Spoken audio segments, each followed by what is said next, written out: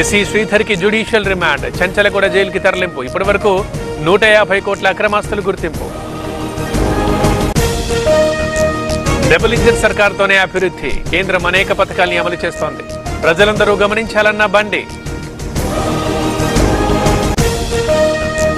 లో యోగాంధ్ర నెల రోజులుగా కార్యక్రమం కొనసాగుతోంది, ప్రతి ఒక్కరికి యోగా అవసరమన్న అనిత.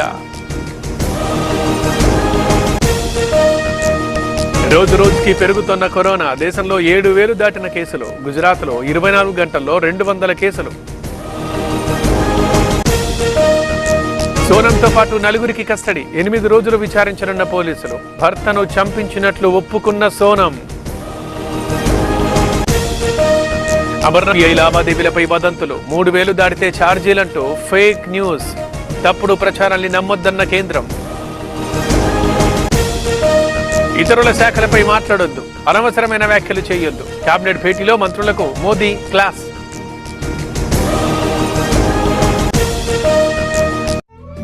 తెలుగు